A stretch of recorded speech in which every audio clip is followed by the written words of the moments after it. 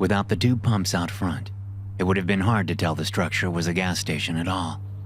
It more closely resembled an ancient general store, thanks to the log cabin design, which included a covered porch with two wooden rocking chairs that looked like they would collapse if a toddler sat on them. An old, sun-faded Coke machine sat under the front awning, next to a window that looked as if it hadn't been cleaned since back when people were worried about Y2K bringing the world to its knees. But as I approached the two-story gas station on foot, kicking through the tawny weeds on one shoulder of the pockmarked two-lane highway, I had to admit there was a certain charm to the place. It was certainly better than one of those cookie-cutter gas stations you see off major interstates. Maybe not better for shopping or getting gas, but better to work at, for sure. And that's what I was about to do. It was my first day. Or first night, technically. The sun was so low behind me it stretched my shadow out a good 15 feet, making my already thin legs look like those of a flamingo. My dad assured me he would be okay alone for the length of my 6-hour shift, from 7 to 1 in the morning. "I'll be sleeping anyway," he said in his whisper of a voice. "That's all I do these days anyway. Sleep, eat, and shit." "Sounds like a good life to me," I'd said with a wan smile, looking into my father's wrinkled face. But we both knew better. My dad was dying, and he could hardly do anything on his own anymore. I had barely gotten more than a few hours of sleep a night since I'd moved back in with him a month ago. I figured it would be a miracle if I made it through my shift without falling asleep. Now, as I walked with heavy feet across the gravel lot toward the gas station's front door, I pulled out my phone just to make sure he hadn't called or texted. I hated leaving him alone, but I had little choice. He couldn't work, and we needed money. As I pushed through the door, a collection of old bells tied to the inside handle jangled loudly. The smell of dust, mothballs, and cardboard swept over me, bringing forth memories of my grandparents' house when I would visit as a child.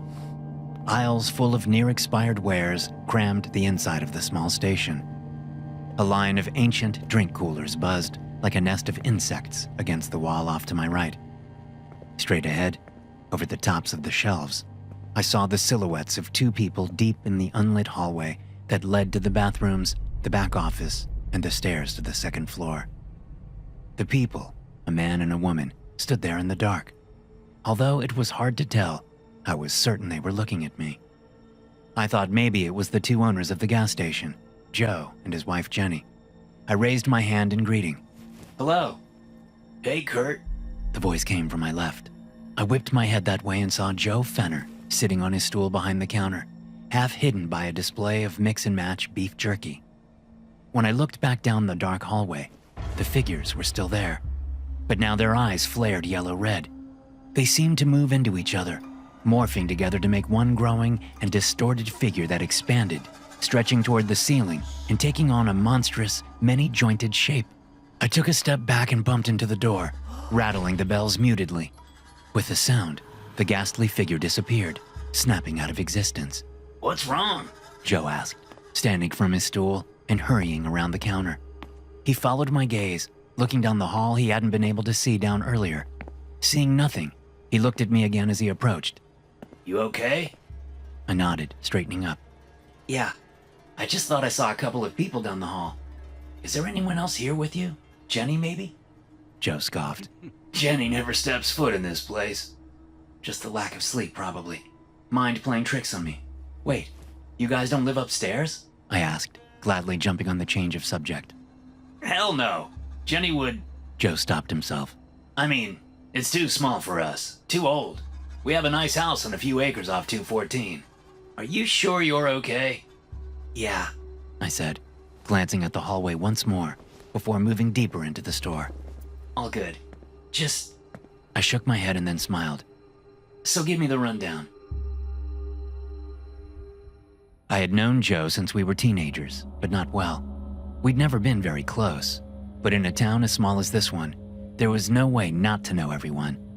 After high school, I'd moved away, and Joe had stayed, eventually marrying Jenny Dennehy, who had never been very nice to me as a teenager. But I guess people change. Now, The family business was Joe's, having inherited it after the untimely deaths of his parents. Back when we were kids, Joe and his parents had lived above the station in a small 2-bedroom apartment.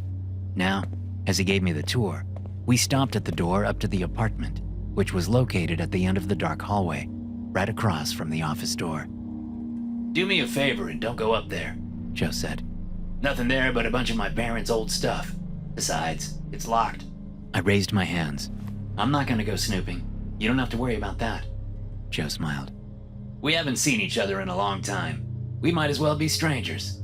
So I have to say these things. You get it? I nodded. Yeah.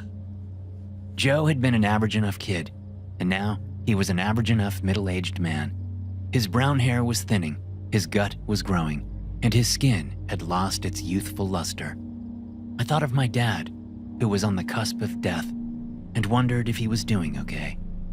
I reached for my phone but stopped myself from pulling it out as Joe guided me into the office to show me where to put the till when the night was over. As he flipped the office light on, I saw a framed family picture on the wall of Joe as a younger man with his parents. The graying couple sat in the 2 rocking chairs under the front awning. Joe stood behind them and between them, grinning at the camera. It took him another hour to show me the ropes, pausing each time a customer came in. By the time we were done, it was dark out, and Joe seemed in a hurry to leave. As he stepped to the front door on his way out, he paused and looked at me where I stood behind the counter. If you need anything, give me a call. And remember, don't go upstairs, okay? No matter what. Before I could answer, he pushed through the door. The dry rattle of old bells filled the store as the door swung closed again. No matter what, I thought. What the hell does that mean? But I didn't have to wait long to find out. 2 hours later, when I had already done all the stocking and cleaning I could do until closing time, I was dozing on the stool behind the register when a thud jerked me from my daze. At first, I thought a customer had come into the store without me noticing. I peered down the aisles, pointedly ignoring the dark hallway at the back of the store, but I saw no one. When I looked through one dirt-caked window, half obscured with vintage stickers advertising cigarettes, beer, and various sundries, I saw no cars parked on the property. Another thud sounded, and I jerked away from the window, looking at the ceiling. There was no mistaking its source now. It wasn't the kind of noise an old house makes as it settles. This was a heavy noise, like someone was up there. Possibilities rushed through my mind, ranging from the logical to the downright insane. Maybe he rented the apartment out to someone. Maybe he's holding someone hostage up there. Maybe the place is haunted. I thought of the silhouette I'd seen earlier, or what my mind created out of the shadows. Right, I muttered with a half smile. haunted. Ridiculous. Another thud sounded from upstairs, but this one was followed by a cry of surprise or pain. Although muffled by the ceiling, I was sure it had come from an old woman. Many times in the last month, I had heard my father cry similarly as he fell on his way to the bathroom. He'd always been a proud man, and it was a miracle he hadn't broken anything since snapping an arm a few months before my mother died last year. I rushed down the dark hall and stopped at the door to the stairs. As I grabbed the doorknob, a creeping awareness invaded my mind. I felt eyes on me from the open office directly across the hall. Ignoring the sensation, I turned the knob, only remembering as I did that Joe said it was locked. But it turned, and the door opened to a set of steep wooden stairs that led up to the dark apartment. I slapped at the light switch on the wall. The overhead light came on, flashed brightly, and then went dead, leaving the afterimage of its brilliance in my eyes. Help! A quavering woman's voice shouted from upstairs. Joe's parents were dead, weren't they? I hadn't broached the subject with Joe, but I was almost positive my mom had told me they died during one of our weekly phone calls several years earlier. I couldn't remember how they had died, but maybe Mom hadn't told me. Mrs. Fenner? I called, staring up the stairs. Something like a grunt sounded from behind me and across the hall. With one foot in the hall and one on the first step, I froze. I swallowed involuntarily as I turned my head to look over my shoulder. The hulking figure stood deep in the office, those red-yellow eyes gleaming about a foot from the ceiling. I couldn't make out any details aside from the sloped shoulders and the thick body, but the contours of it seemed wrong. Crazily, My attention was drawn by a faint glint of light off the family picture beyond the figure's right shoulder. The computer which sat on the desk had a white power button that glowed in the otherwise dark office, casting a faint sliver of light onto the framed picture. A hissing sound came from the thing, and the air between us shimmered. The smell of rotten eggs assaulted my nostrils. A moment later, the silhouette snarled and raced toward me, smashing the crappy wooden desk out of the way and sending the computer flying. The family picture fell off the wall, and the glass front shattered as it hit the floor. On instinct, I grabbed the door and slammed it shut behind me as I rushed up the stairs. The thing smashed into the door, but it didn't break through.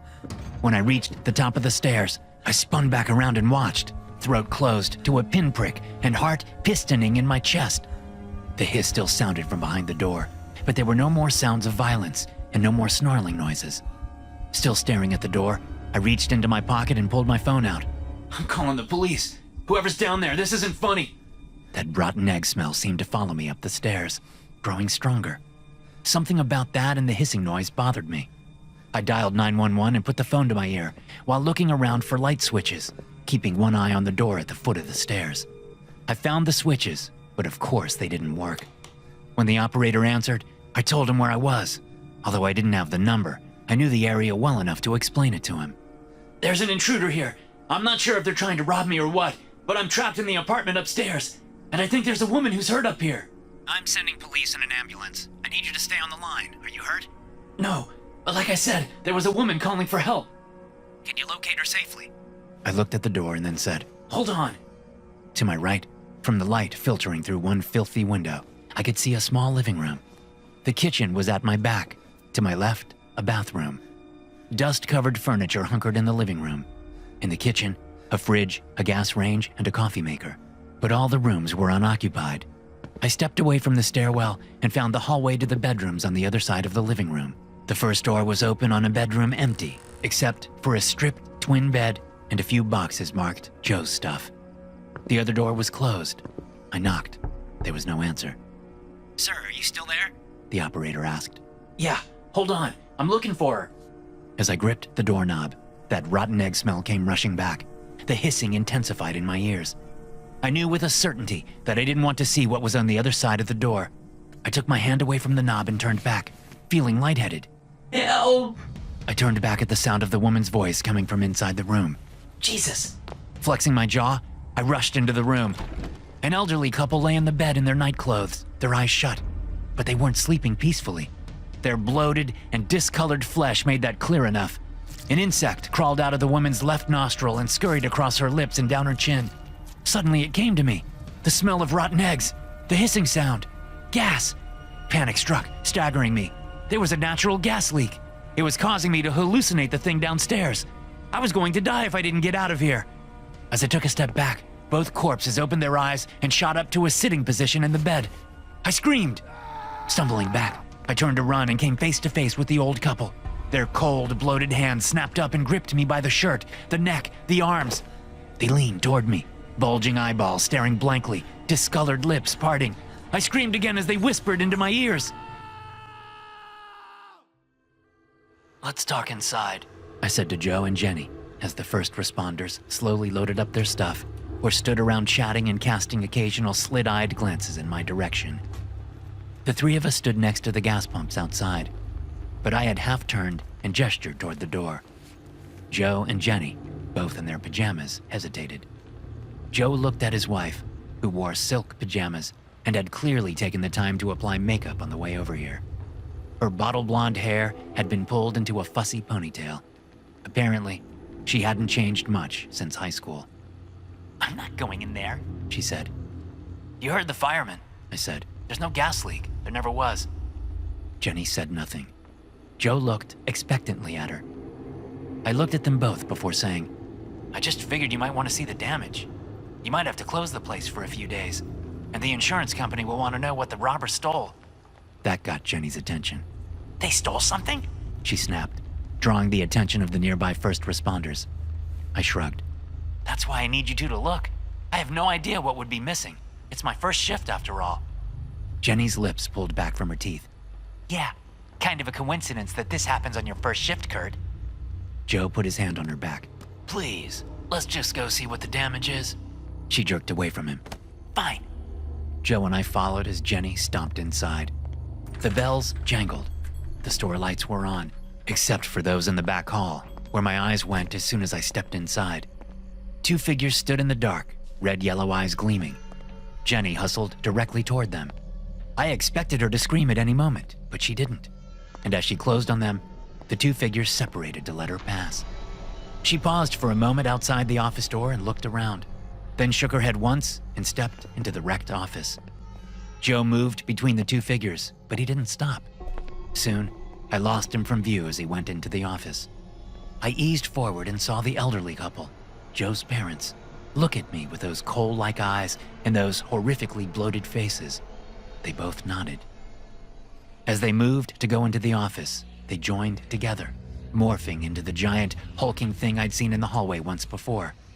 The apparition, wraith, poltergeist, whatever it was, disappeared into the office. A moment later, Jenny said, What the hell are you doing with that, Joe? Quit screwing around and help me figure out what that asshole friend of yours stole. Joe made no answer. And when Jenny spoke again, the edge was gone from her voice, replaced by a girlish fear. Joe?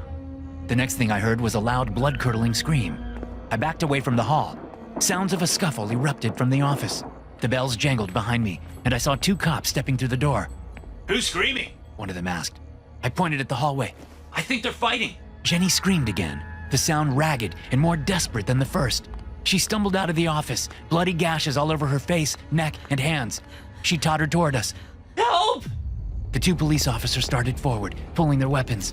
But before they could reach her, Joe came rushing out of the office, a jagged piece of glass in his hand. I didn't have to see the inside of the office to know where the glass had come from.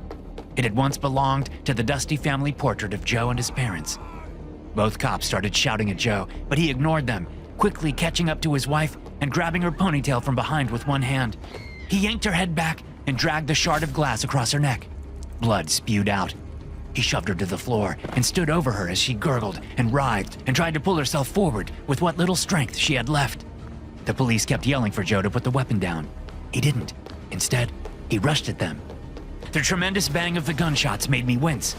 A couple of ejected shell casings bounced off me before I moved farther back. They shot Joe 8 times in the chest before he dropped to his knees. He stayed there, standing on his knees for a long moment. The bloody shard of glass fell from his hand. As I looked on, I wondered if the 2 cops could see what I was seeing. Joe's eyes were different. They had been different ever since he'd come out of the office. They had a yellow-red glow to them. But that glow disappeared completely, fading like a flame starved of oxygen, a moment before Joe dropped to the floor next to his dead wife. That was 2 years ago. My father has since died, and I've moved away after selling his house. But I often think about that night. I will probably never stop thinking about it. I mean, who sees proof of an afterlife and then just forgets about it? Not me, that's for sure. I remember word for word what the corpse of Joe's parents whispered to me before the first responders arrived. They told me a story about Jenny and Joe, about how Jenny had wanted to sell the gas station as soon as she and Joe married. There was just one little problem. The gas station wasn't theirs. Apparently, it was a problem Jenny was more than willing to solve. She snuck into the upstairs apartment one night while Joe's parents were sleeping and blew out the stove's pilot light and then put a small hole in the stove's gas line. For the next several hours, the small apartment filled with natural gas and suffocated the elderly couple in their sleep. But Jenny was in for a rude awakening. Joe's parents weren't dumb. They knew Jenny wanted to sell the place, and they knew their son would do whatever Jenny wanted. They had given Joe the gas station in their will, but only if he agreed not to sell it for 10 years. Otherwise, it would be sold to a competitor, and the proceeds would go to charity. She had murdered Joe's parents for nothing. Well, not nothing. She had lived off the profits from the gas station. It wasn't much, but enough for her not to work.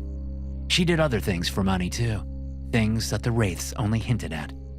Finally, as the sounds of sirens approached that night, the wraiths told me that Joe knew what she'd done. He'd put it together soon after, but he didn't do anything about it. He kept his mouth shut. Just get them inside. They had said into both my ears, the 2 of them speaking in one voice. We'll do the rest. Then we can move on.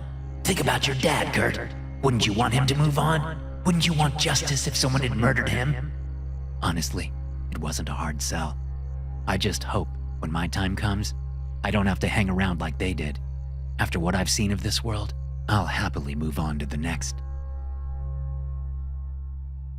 Hey guys, quick break to thank today's sponsor, No CD, for making this video possible.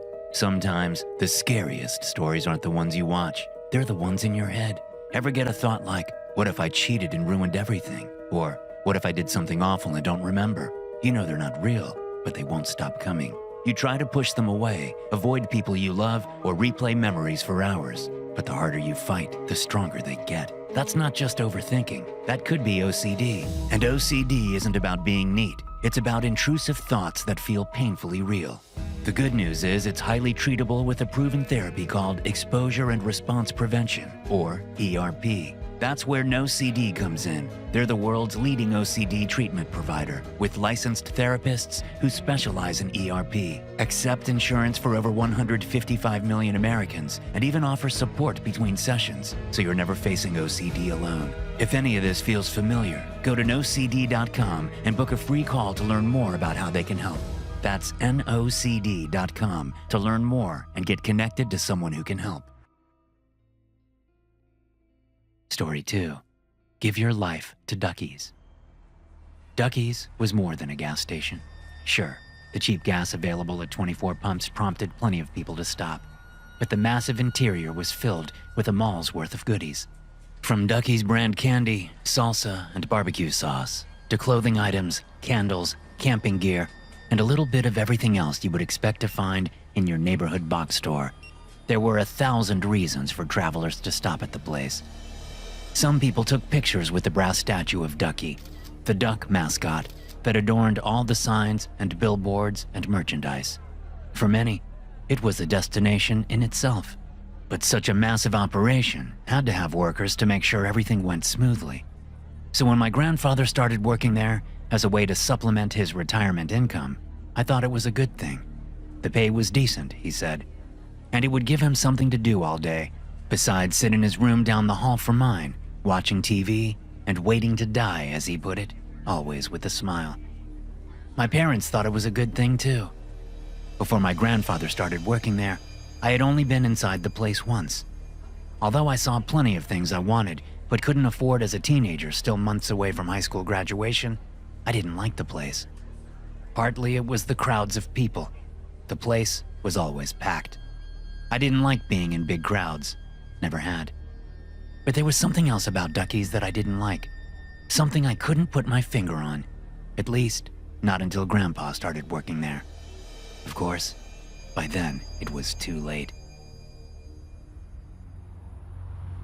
Grandpa couldn't drive, so it was my job to pick him up when his shift ended at 11.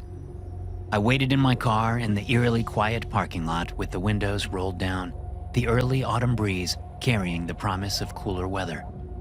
Ducky's closed at 10, so the only cars left in the parking lot belonged to employees.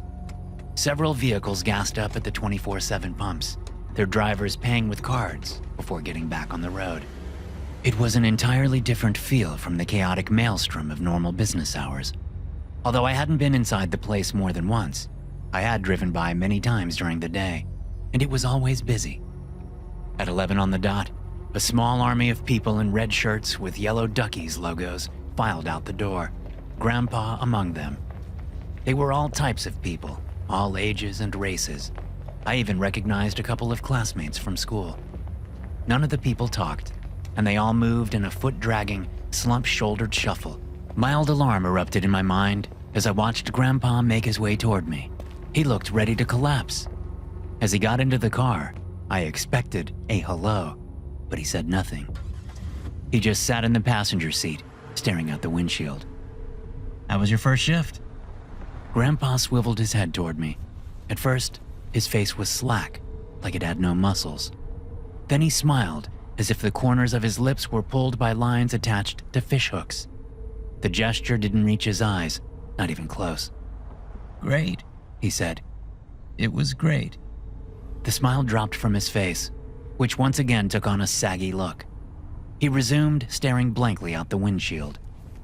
Seeing my normally gregarious grandfather silent and seemingly morose increased my mild alarm significantly. Still, as I drove, I found I couldn't help but talk to him. I had plenty I wanted to get off my chest anyway. "I talked to Maya today, at lunch." I glanced at Grandpa, but he only stared straight ahead, mouth hanging open. Since the breakup, Grandpa had been my sounding board. Now, it was like he wasn't even hearing me. "Every time I see her, it's like an explosion goes off in my head. But in a good way, you know? Even now, after she broke my heart, I still get all goofy around her." I paused and glanced at him again. No response. He looked back out the windshield as I slowed at a traffic light. "I think I love her." Grandpa snorted derisively. "You're a teenager. You don't love her. It's just hormones." I stared at my grandfather for a few long moments, surprised at the venom in his voice. He'd never spoken to me like that before. Maybe it was a misguided way of trying to make me feel better, but I didn't think so. The tone of his voice was like he was a different person. The car behind us honked, and I looked up to see that the light had turned green. We drove the rest of the way home in silence. Back in the house, I immediately went to my parents' room, thankful to find them still awake and reading. Their reaction to my concern wasn't what I'd been hoping for, although I hadn't told them what Grandpa said to me about Maya. I stuck to his silence and the way he looked. He hasn't worked in several years, My dad said. I bet he's just tired. Yeah, but everyone looked like that. You should have seen them. They were like an army of zombies. I'm sure that's not an easy job, my mom put in, her book tented in her lap. Every time I've been in there, all the employees are constantly smiling. I'm sure they're all drained by the end of their shifts. Customer service is tough. Against my better judgment, I accepted my parents' reasoning. But while I was getting ready for bed, I stopped outside Grandpa's closed door and listened. As long as I'd known him, Grandpa liked to have a TV on in the background, usually playing old reruns of Gunsmoke or some other Western TV show. The low tones of Marshall Dillon, interspersed with the flat smacks of fake punches and occasional crack of TV land gunshots, had become a kind of oral safety blanket for me. Now, as I stood outside his door, I heard no TV. Silence would have been one thing. I could have convinced myself that Grandpa had fallen asleep as soon as he reached his room. But there wasn't silence. What I heard through the door was Grandpa's voice as he muttered something repeatedly. It sounded like he was praying, but as I listened, I realized that he wasn't speaking English or any language I'd ever heard. Grandpa had been working at Ducky's for 2 months when my life changed forever. As usual, I picked him up at 11, and, as usual, he said nothing on our ride home. I had long since given up asking Grandpa how his shift had gone. Each time I asked, the answer was always the same. "Great," he would say with that fake smile stretching his lips. "It was great." I stopped asking after the first 3 weeks, mostly because I didn't want to see that smile anymore. My parents had come around to my way of thinking. They had seen the difference in his behavior. It was like his personality had been stripped from him. Gone were the hours-long talks with my mother, or the offers to help with my homework, or the comfortable silences while the four of us read in the living room. We'd all been urging him to quit, but that seemed to have the opposite effect. He was going in earlier, working longer shifts. He'd started working only 30 hours a week. Now he was at 60. My parents and I were going to confront him about it tonight. We'd been polite about it so far. Now it was time for some tough love. We wanted Grandpa back. When we walked into the house, Mom and Dad were waiting for us in the entryway next to the living room. Grandpa didn't seem to notice them. Head down, he trudged toward his bedroom until my dad stepped in his way. Dad, we need to talk. About what? Grandpa asked, tensing but not lifting his head to make eye contact. At least he'd stopped. You need to quit that job, Mom said, a steel in her voice I'd only heard once or twice before. No. Grandpa tried to sidestep my dad, but Dad stepped with him, blocking his path. We're all going down there tomorrow before your shift, and you're going to quit. Or what? Or you'll have to find your own way to and from work. I won't be dropping you off anymore, and Seth won't be picking you up. My dad's voice wavered, and I saw he had tears in his eyes. Fine. I'll get a ride from one of my coworkers. Again, Grandpa tried to move past, but this time Dad did something different. He pulled Grandpa into a hug. The tears escaped his eyes as he hugged his father tightly. Dad, please. I don't know what's happening to you, but we want you back. Please. Grandpa's tensed shoulders eased down as he relaxed a little. Please. My dad said. Please. My own eyes brimming with tears, I lurched forward and wrapped the two men in a hug. Next, Mom joined in. I felt Grandpa's body shake as he let go of whatever he'd been holding on to, or whatever had been holding on to him. He sobbed.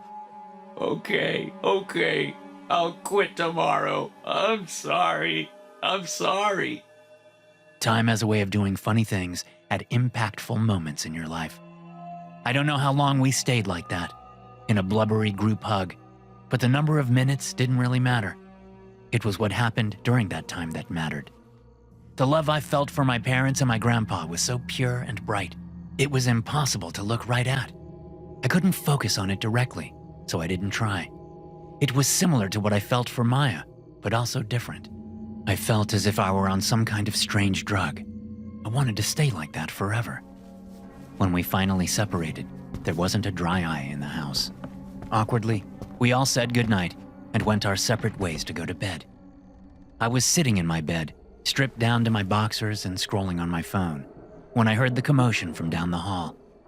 When you live with people, you become attuned to their voices and the normal sounds of the household. As soon as I heard the way my parents' bedroom door was flung open and the surprise in my dad's voice, even through the wall, I knew something was wrong. But I didn't do anything. Not then. Not until the sickening crack of a hard object striking flesh came to my ears, turning my guts watery. This was nothing like the fake punches from Gunsmoke. It was repulsively real, unmistakable, and irrevocable. My mother cried out, the noise not even close to anything I'd ever heard from her before.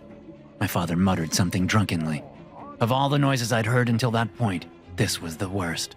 I lurched out of bed, ripped open my bedroom door, and raced down the hall, stopping just outside my parents' bedroom as Grandpa swung the fireplace poker into my mother's raised hands. He'd corralled her into the corner of the bedroom where she cowered, begging, while seemingly unable to take her eyes off my father, who sat in the bed with his skull split open and blood pouring down his face. Her fingers snapped under the first blow, and her skull shattered under the second. Before Grandpa could land a third, I ran forward, jumped onto the bed, and threw myself onto his back. We crashed into the wall and went down, wrestling for the fireplace poker from the living room. I managed to get the tool away from him with some effort, but the whole time we fought, my grandfather's face was slack and expressionless, his eyes without depth. When I got the tool away from him, he remained lying on the floor, catatonic. He didn't move except to blink, and his face didn't change at all. He stayed like that as I tried frantically to help my parents, flitting between my mother and father, always with the poker in one hand because I was too afraid to put it down. He stayed like that as I cried and tried to get a response from either parent. My father gibbered incoherently as he bled out on the bed. My mother made no move, not even to breathe. Still, Grandpa stayed like that. He stayed like that even as the police and ambulance arrived after I called them with my mother's phone. He stayed like that as he was put in handcuffs and the paramedics announced that my mother was dead, but that my father still had a chance. His expression never changed, not once. I sat in my car in the Ducky's parking lot and watched as the last customers of the day were corralled out by constantly grinning employees in red shirts with yellow logos. The employees locked the doors and shuffled back into the heart of the massive gas station as the exterior lights shut off. Phone said it was 10 after 10. I knew from watching what would happen next. The employees would spend the next 35 minutes cleaning up, straightening stock, and counting registers. At 10:45, no matter what was still left to be done, all the employees would drop what they were doing and file through an employees-only door between the barbecue booth and the sweets booth. They would stay back there for 15 minutes until 11 sharp, when they would come out and leave for the night. I didn't know what they were doing back there, but I knew it had everything to do with why my grandfather had murdered his son and his daughter-in-law. My father had died on the way to the hospital. My grandfather hadn't said a word to anyone since that night. I had been watching Duckies for the past 3 nights. That was how long it had been since my parents were murdered. 3 nights. My car was filled with water bottles and candy wrappers and fast food trash. I'd essentially been living in it since the morning after the double murder. My phone buzzed in its cradle, and I silenced it without looking. Uncle Dave had been calling several times a day. The police had also called, and a few other relatives. I hadn't picked up. I didn't want to talk to any of them, not until I had some answers to give. The only person I'd been tempted to answer for was Maya. She'd called several times. When I hadn't picked up, she texted, offering to talk if I ever wanted to. I was sorely tempted. Even her name on my phone screen had a crazy effect on me, but I resisted. I needed to focus on getting some damn answers. The first night, at 11, I had tried talking to one of the Duckies' employees, a kid from school named Lawrence, who was walking out with the 24 others. At first, I thought he was going to ignore me. Even as I approached him and said his name, the zombie look on his face didn't change. He stared past me and kept shuffling, stoop-shouldered and heavy-footed. It was only when I grabbed him by the shoulders and shouted, "Lawrence!" into his face that he looked at me. A fake smile came onto his face, and then it turned into a fake frown. "We're so sorry about what happened," he said. "It was an accident." His face went slack again, and he pushed past me. I let him get a few steps away before the confusion and shock finally wore off. "An accident?" I yelled, rushing after him and shoving him in the back. He stumbled and fell to all fours. Shaking with fury, I got ready to do something else, something violent. But then I noticed that all the other employees in the parking lot had stopped and were staring at me. As one, they all raised their right hands, index fingers up. At the same time, they all wagged their fingers at me and shook their heads. The eerie display so startled me, I backed toward my car. Then they all spoke at the same time. "We're so sorry about what happened. It was an accident." Fighting the urge to scream, I yanked the door open, threw myself into the car, and peeled out of the parking lot. That was the last time I tried to talk to any of them. Now, as 10:45 rolled around, I knew the time for talking was done. From where I sat in my car, I watched as the employee nearest the door mopped his mop handle and turned around, heading into the employees-only area. When all the employees were gone from view, I got out of the car with my backpack in hand, ran over to the door, and crouched. I retrieved a crowbar from inside my backpack and jammed one end between the 2 sliding doors. The doors wouldn't budge. I kept trying, but they wouldn't move. Growling, I yanked the crowbar out and raised it overhead. Thinking of the way Grandpa had killed Mom, I slammed the tool down into the glass as hard as I could. It bounced off, leaving barely a scuff, but the door slid open, as if I had said the magic word. After pausing for a moment in surprise, I grabbed my backpack and stepped inside. The store seemed cavernous despite all the merchandise crammed between the walls. The lack of people did a lot to make the place feel bigger than it was, but it also thrummed with the kind of dangerous energy that made me want to flee. I thought of Mom and Dad and Grandpa and forced myself to keep going. I put the backpack on and kept the crowbar in my right hand. Stopping outside the employees-only door, I held my breath and listened. There was no sound coming from inside, but I could feel the presence of all the employees. That many people being so utterly silent made my spine go rubbery, so I could hardly stand up straight. What are they doing in there? Time to find out. I reached out, grabbed the handle, and found the door unlocked. I pushed through into a pitch-dark room, the only light coming through the doorway, stretching my shadow out in front of me. As my eyes adjusted, I saw an extremely large man sitting in the middle of the room. He was naked, except for a pair of white underwear so big it could have doubled as a sail. Folds of flesh drooped over the waistband of the underwear as the man sat in some kind of oversized motorized wheelchair. All the employees were crowded around him, their heads down and their hands up as if in worship. But I quickly realized they weren't just pointing their palms at him. Tiny, skin-colored filaments stretched from their hands to the obese man's body. They protruded from the skin on his legs, arms, and abdomen. Each person had 2 filaments leading from them, one from each hand, back to the man's body. For a moment, no one seemed to notice me. But then the light snapped on, and the obese man's eyes, deep in fat folds on his face, fixed on me. Kurt, we've been expecting you. Come on in. Join the family. Revulsion swept through me at what I was seeing. Close behind it was anger. but both emotions were swamped by fear as I sensed movement behind me. As I turned to run, 2 Ducky's employees who'd appeared out of nowhere came at me, staring blankly as they rushed forward. I realized belatedly that one of them was Lawrence, the kid from school. As panic took over, I lashed out with the crowbar and hit Lawrence in the face. The curved portion of the tool tore through his left cheek and hooked there for a moment before the other employee tackled me to the floor. Since I was still holding onto the crowbar, the move only ripped the curved end through Lawrence's cheek. He tottered away from me, an expression of shock and pain quickly replacing the zombie look he'd been wearing only a moment before. He lifted one hand up to his bloody cheek, where the flaps of skin dangled sickeningly, exposing his molars, several of which were bent or broken from the crowbar. Lawrence looked at me as he gingerly fingered the wound. Then his gaze shifted to the fat man.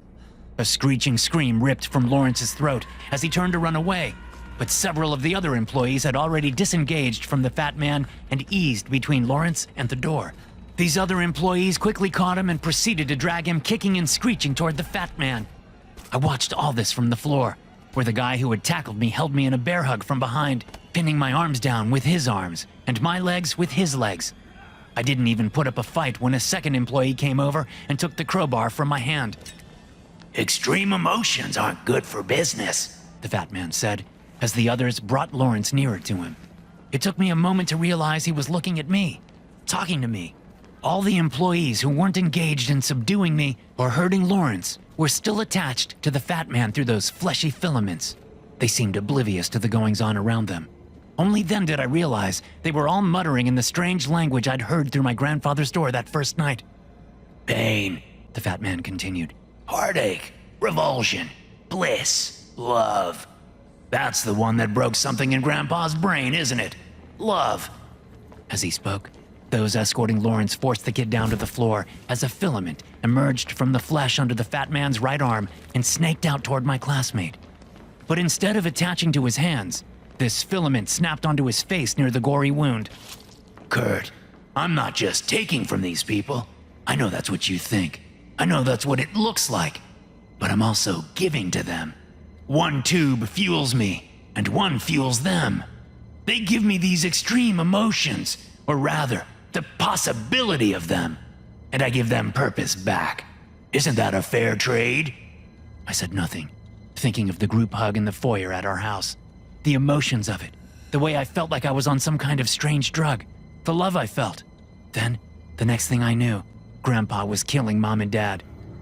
It wasn't supposed to happen, the fat man said. It was an accident. Something about the directive I implanted in Grandpa, and the way you somehow managed to thwart that directive caused him to snap. I can't take all the possibility for extreme emotions. If I did that, they would die. So somehow, you and your family managed to dig deep into Grandpa's heart. I'm not sure exactly how. I won't be able to tell unless I connect with him again. But that doesn't seem likely, does it? He smiled. The fat man raised one massive and flabby arm toward Lawrence. Case in point. Lawrence spasmed as the single filament drank all the possibility from him. His skin shriveled and his eyes dried up like a time lapse of grapes turning to raisins. Good employees smile during their shift, the fat man said as he absorbed Lawrence. Good employees never steal. They never show up late or call in sick. They don't work to live, they live to work. And they work for me. The filament detached from Lawrence's face, and the dried up corpse crumbled to the floor. That's 2 employees you've cost me, Kurt. You will replace Grandpa, but who will replace Lawrence? The employees who had been dealing with Lawrence came over to me. With the help of the guy who'd been restraining me, they dragged me closer to the fat man. As they pulled me along, 2 filaments formed out of the skin just under the man's saggy left nipple and snaked through the air toward me. No! I screamed, fighting with all I had, shouting, kicking my legs and trying to break free. It was no use. And as the filaments came nearer, I saw the ends were lined with tiny needle teeth.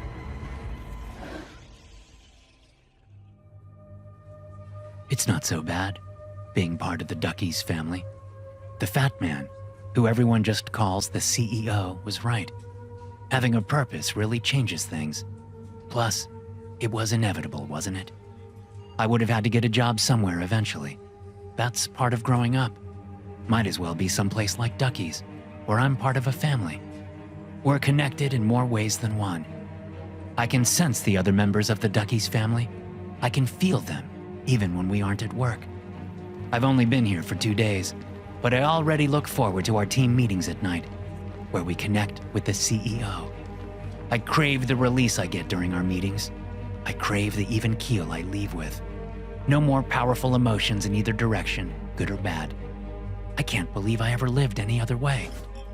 I'm restocking jars of Ducky's salsa when there's a tap on my shoulder. It's one of my family members, Hugo. But there's someone standing behind him, someone I recognize. This is Lawrence's replacement, Hugo says. but you already know each other, right? You recommended her for the job, didn't you? Hugo's empty grin doesn't leave his face as he speaks, but my eyes have already fixed on the newest member of the family, Maya, my ex-girlfriend. As she smiles sadly and gives me a little wave, an explosion of emotions goes off in my head. It's a familiar feeling, one that I've experienced every single time I've seen Maya, but this time it seems like so much more.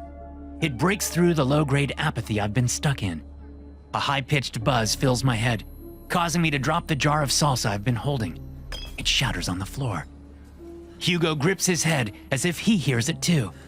Every family member I can see in the crowded store has the same reaction. But as the buzzing passes, leaving me breathless and vibrating with adrenaline, all the Duckies employees within sight whip their heads toward me. Are you guys okay? Maya asks, looking confused and concerned. I realize she isn't connected yet. Of course not. Her first employee meeting is supposed to be tonight. I look at Maya, and there's no doubt in my mind I love this girl, even if she doesn't love me back. The feeling swells within me, giving me the strength I need to resist. Don't! Hugo says, stepping between me and Maya. Don't fucking do it! I snatch a jar of salsa off the shelf and smash it against Hugo's head. He goes down hard, unconscious. What the fuck, Kurt? Maya screams, even as I grab her wrist and drag her toward the nearest exit. We need to go! I say, looking around, seeing all the grinning uniformed employees moving through the curious crowds of onlookers. She follows my gaze and sees the empty smiles on those dressed in red and yellow shirts. What the hell is going on? Run! I shout, pulling her as hard as I can. She takes my advice, and we run toward the nearest exit. Ducky's employees close in, aiming to cut us off. It's going to be a close thing, but I think we can make it. Hey guys, I'm excited to finally share my brand new horror-themed coffee with all of you. No Sleep Coffee is here. If you need that first morning cup to get moving, or a late-night brew to make it through my darkest tales, this is for you. Every bag is roasted the same day it ships, so it arrives fresh and flavorful every time. Go to nosleepcoffee.com and use promo code NOSLEEP20 at checkout for 20% off your first order. Premium roasted coffee, straight from the roaster to your door. That's nosleepcoffee.com, promo code NOSLEEP20 for 20% off your first order. Story 3. Breaking up. What are you doing? Sophie asks as I pull into a gas station on a lonely West Virginia road. I told you, I have to pee, and we need gas. Not this place. It's so dark. It's 3 a.m, babe. No place is going to be open off this shitty 2-lane. But I'm guessing the pumps work 24/7. Sophie stares out the window at the dark gas station structure as I pull alongside a pump. Please, Mason, let's keep going. I don't like this place. After only 6 months of dating, I'm starting to have doubts about this girl. Nothing is ever good enough for her. She's much more high maintenance than she let on at first. Whether she hid that side of her on purpose or not doesn't really matter. What matters is that it's 3 a.m. I've been driving for 7 hours straight, and my bladder is about to explode. Unable to help myself, I slam the selector in park, shut the engine off, and open the door. Pump the gas while I pee. I say, getting out and slamming the door. As I round the back of the CRV, headed for the woods behind the station, her door opens. Mason, I don't have service here. I grit my teeth. We're in the middle of nowhere. That's why I downloaded the map, remember? I'll be right back. Gas up, please. Sophie whines some more behind me, but I ignore her, resisting the urge to yell at her to shut up. I've never yelled at her before, but I've certainly gotten snippy on this trip. Then again, so has she. As I near the gas station, I take a better look around. The steep, rocky slopes of the Appalachian Mountains give this valley a claustrophobic feeling. Unlike other portions of the Appalachians, where the ancient range seems more like a series of large hills, this is high country, where craggy formations of sandstone and quartzite jut from the sheer slopes. The station, the first one we've passed in at least 30 miles, has seen better days. Its parking lot is pockmarked, its windows coated with grime, the pumps bordering on ancient. It has an attached two-bay garage for mechanical work. Both bay doors are closed. I keep moving, about to explode. I round the back corner, take 2 steps into the woods, and relieve myself. As soon as my stream hits the ground, a sudden but short-lived yip sounds from the front of the station, like the beginning of a scream. She probably saw a spider, I think with a mental eye roll, knowing the sound came from Sophie. I expect to hear her call my name in that whiny way of hers, but she doesn't. A bad feeling suddenly crimps my guts. Release takes longer than I like because I've been holding it for so long, and I can't escape a sudden implacable urge to leave this place as quickly as possible. You should have listened to your girlfriend, bucko. A familiar voice in my head says. It's a version of my inner voice, but one that affects a Jack Nicholson from The Shining voice for some reason. When that voice pipes up in my head, I know I've fucked up, or soon will. When I hustle back around the building, Sophie is nowhere to be seen. Her door is open and the dome light is on, but she's gone. I check the driver's side of the car, but it looks like she never started pumping gas. I look inside the car to make sure she isn't in the back. She's not. Maybe she went to pee. That Jack Nicholson voice says in my head in an unmistakably sardonic tone. But the very fact that I'm unconsciously using that voice now speaks volumes. I know deep down that she didn't go to pee. Soph? I call, peering around. There are no other businesses around. There aren't even any other structures around. Just woods and mountains. But I can see a small dirt road about 50 yards ahead, disappearing into a large cleft in the mountain. Sophie? When there's no answer, I remember my phone, sitting in the cradle next to the steering wheel. I duck into the vehicle through the passenger door and reach for the device, but it's gone. The cradle is empty. A rotten taste invades my mouth as panic ramps up. I search the car frantically for my phone or Sophie's, finding neither. During my search, I notice Sophie's shoes in the passenger seat footwell. She's out there in her socks. The panic takes on a new timbre. Then I hear my girlfriend scream. I jerk my head up so fast I bang it on the doorframe before pulling myself out of the vehicle. Spinning toward the noise, I spot Sophie inside the gas station. Her terrified face is a pale moon on the other side of the glass door, the bottom half of which is obscured by sun-faded stickers and ads. It's strange, though. There's something odd about her, other than the fact that she looks like she's about to vomit from fear. What are you doing? I ask in a small voice as I walk on numbing legs toward her. Again, she screams. This time, I pinpoint what's bothering me. It's her arms. They should be up, pressed against the door, maybe pushing to get out or slapping the glass. But they're not. Because, from what I can see through the grimy glass and the husky gloom, Sophie's arms are bound behind her. This registers distantly, and I keep walking toward the door, hoping this is some kind of prank, not ready to believe something is really wrong. When I'm just a few feet from the door, a gruesome figure rises slowly into view behind Sophie's left shoulder, as if standing from a crouch. At his full height, he's a good foot taller than her and 6 inches taller than me. My eyes fix on him, taking in the barely healed wounds disfiguring his face from forehead to chin. His head is bald, but covered in scar tissue like the surface of a dormant volcano. Darkly luminous eyes peer out at me from under lids made heavy with scars. He wears a wrinkled and stained button-up shirt that was once white, but is now anything but. Thick, form-fitting work gloves obscure his hands, which he brings into view. One of them clamps over Sophie's mouth. The other holds in it a flathead screwdriver, which has been filed to a razor-sharp point. I can tell because he presses it to Sophie's cheek and immediately draws a thick bead of blood. Sophie has stopped screaming, and not just because of the hand over her mouth. Now, she's only trembling as her eyes search my face, pleading silently for help. Instinct moves my legs before conscious thought catches up. I take a step back, and then another.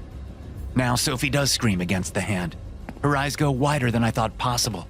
the green irises brilliant with betrayal. "I'll get help," I say as I back away, knowing I still have the key fob in my pocket. "I'll get help." The mangled man laughs raspily and then pulls Sophie into the impenetrable depths of the store.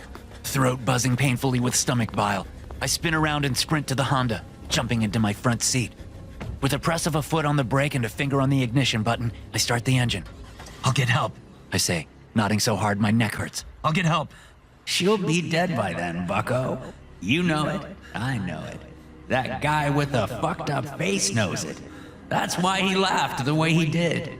I shake the Nicholson voice away and shift into drive. That's when I sense movement behind me. My foot still on the brake. I look into the rear view mirror and see that same disfigured face come into view over my right shoulder. It's not possible. A fear-driven inner voice shrieks in my head. It's not. The man snakes an arm around my neck, cobra quick. He presses a thickly muscled forearm onto my throat, clamping me against the seat back. His other hand comes up, the screwdriver in it, which he presses to the tender flesh just under my left eye. Put it in park and shut off the engine. I do what he says, never taking my eyes off his mangled face in the mirror. You thought I would just let you leave? He laughs. It's a bass rumble. Then he presses harder with his forearm, cutting off the oxygen to my brain. I don't even fight as consciousness drains from me. But that Nicholson voice in my head laughs like the Joker from the 1989 Batman film. It laughs until it, too, fades into nothingness.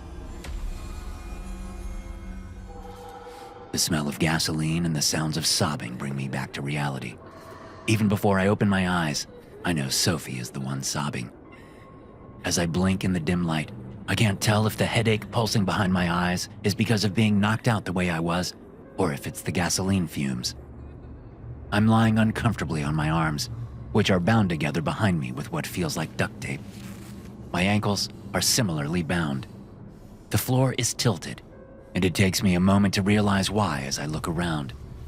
There's an extension cord snaking along the ceiling to a dim bulb in the middle of the room, but it's not really a room. We're in a huge gas tank under the pumps. It's about 8 feet tall and 30 feet long. One end of the tank is missing, opening onto a short dirt tunnel that leads to what looks like the gas station's basement. There's a large metal door there, but it's open right now. I shift awkwardly to look behind me, at where Sophie is. As soon as I get my head around, my eyes lock on something past where Sophie lies. A man in tattered and bloody clothing hangs at the end of the tank from his wrists, which are affixed to anchors with zip ties. He's small enough that his feet don't touch the floor. There's a pool of dry blood under his toes.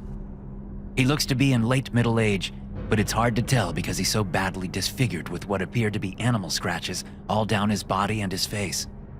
His chin is pressed to his chest, presenting his balding scalp rimmed with short, dark hair.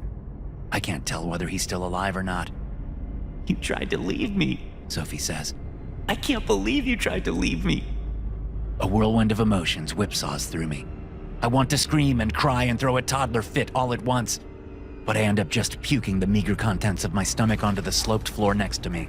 The physical expulsion seems to help the moment of panic pass. I was going to get help, I whisper, unable to look her in the eye. The Nicholson voice laughs its Joker laugh in my head. We need to get out of here. You will, A raspy voice erupts from the stubby tunnel. when we're done with you.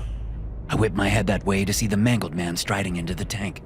The light glints off something in his right hand as he nears me, but I can't tell what. Please, I say, sitting up. let me go. I'll give you whatever you want. I'll give you all the money I have. I can buy Bitcoin. It's untraceable. I can...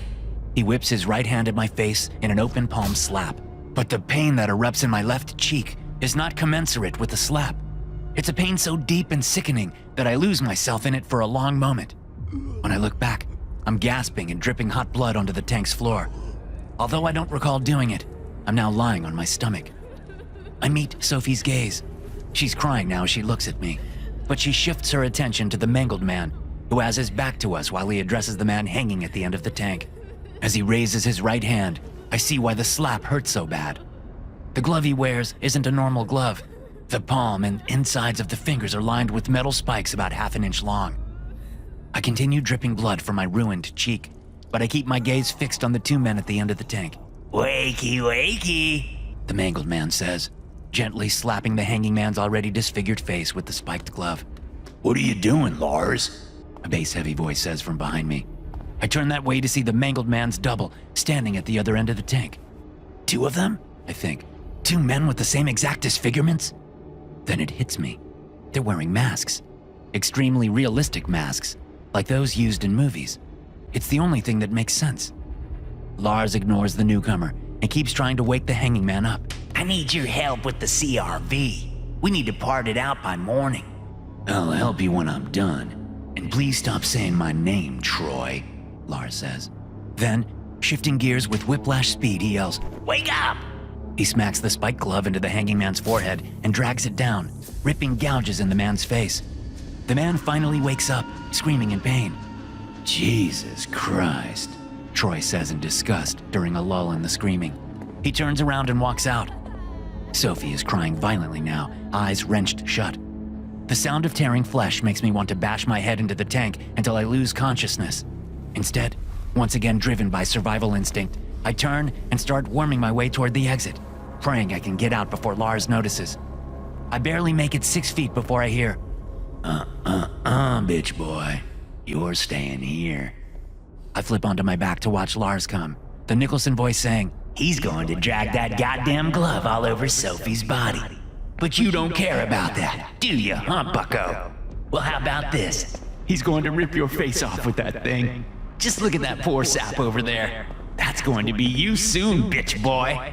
As Lars closes in, I glance at the hanging man. His horrifically disfigured face ignites a fear in me so deeply ancient and primeval, it's as if something else takes over my body. Lars steps over to me, and I jerk my bound legs up, knees to chest, and then shoot them out toward his crotch. He sees the move coming, shifting so I only kick him in the hip. He takes a couple of staggering steps back on the sloped floor, and then steps on Sophie's legs. Unable to keep his footing, he falls on his ass. Sophie moves before I can even urge her on mentally. She throws herself toward the man's masked face, mouth open in a snarl. Her teeth clamp down on his nose, but it's not really his nose because of the mask.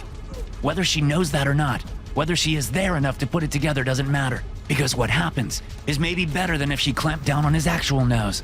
She grips with her teeth and pulls, yanking the mask out of place and making it so the eye holes are no longer over his eyes. He's blind for the moment, but the advantage won't last long. As the man whips his gloved hand up and grabs Sophie by the back of the neck, I'm struggling to my feet, knowing that this is my only chance at survival. Sophie screams as the spikes dig into her neck. In the few moments it takes me to hop over to them, he shoves her to the side and then reaches toward his face with both hands to straighten the mask. He catches himself before using his right hand with the spiked glove to move the mask, but pauses with the hand held just above the right side of his face. With a grunt of fervent effort, I throw myself at the man's head, aiming for his face with the hard knob of my knees. I make contact, landing partially on his upper chest, my knees crashing into the backs of both his wrists. The spikes gouge paths through the silicone and into the skin underneath. The man cries out in pain and tries to buck me off, but I do my best to stay on top of him, however awkwardly. I don't know my next move, but Sophie takes the baton. Screaming savagely, she lifts her bound together feet up and pivots so her heels are above the man's face and the still out of place mask. Through the tight yoga pants, I can see the muscles of her legs bunching and flexing as she slams her heels down into the man's face again and again and again until he stops moving. At my urging, she hits him a few more times for good measure, the whites of her ankle socks bloody at the heels. With some effort, I position my bound hands over the spiked glove and go to work on the duct tape. By the time I free my hands, I have gouges in my wrists, but it's a minor concern. My cheek is a throbbing sheet of pain. The minor wounds on my wrists barely register. With my hands free, I pull the glove off the dead man's hand and use it to free my ankles. Then I free Sophie. The whole thing takes 5 minutes, and we don't say a word to each other. As we make our way out of the tank and into the basement, I find one of the sharpened screwdrivers sitting on a crate. I offer it to Sophie, but she shakes her head, both hands pressed to the mess of seeping wounds on the back of her neck. I take the glove off and drop it on the ground, fixing that hand around the screwdriver. I press my other hand around my injured cheek, which is still bleeding freely. We go up the stairs and into a storage room. Distant sounds of mechanical work come through the walls. I pat my pocket for the key fob to the CRV. It's gone. Then I remember what Troy said about parting the vehicle out before morning. Is this what they do? I wonder. Steal people's cars and sell the parts? How many people have they killed? Turning to Sophie, I think about telling her to stay here, but the look on her face tells me all I need to know. You tried to ditch her once already, bucko, the Nicholson voice says. I won't leave you again. I say, hoping I mean it. She only looks at me, her expression unreadable. I turn and leave the storeroom. Inside the gas station is dark and musty. I make it to the front door before realizing Sophie isn't behind me. Peering around, I see her standing by the doorway to the garage, where Troy is working on parting my car out. I pad over to her and grab her by the arm to drag her away so we can leave. She yanks her arm from my grasp. What are you doing? I whisper. We have to finish this. Finish what? We need to leave. If you're too stupid to come with me, I thought you were going to leave me again. She stares at me, and this time it takes no effort to read the challenge in her gaze. She turns and slowly opens the door to the garage just enough for us to see inside. Troy has my CRV on a mechanical lift so he can stand underneath it while he works. He holds an impact wrench, which whirs and clangs loudly as he works to unhook something beneath the engine compartment. Sophie opens the door a little wider and then looks over her shoulder at me. She takes a step inside, and then another. I follow her. She stops at a control panel hanging against a post. Troy's back is to us as he works, but he could turn around at any time. I grip the screwdriver tighter. She points at the control panel. Although I've never met them, I remember her saying her dad and 2 brothers are mechanics. It's the family business. She puts her thumb on a button that says emergency release above it and then looks at me. Without a word, I put my thumb over hers and press down. There's a hydraulic hiss as the release works on the lift. All 3,500 pounds of the CRV plummet down onto Troy. The sound of his bones snapping wetly under the immense weight fills the garage and seems to echo in my head. We stand there, thumbs still on the button, and watch as blood expands from underneath the vehicle. It's Sophie who speaks first.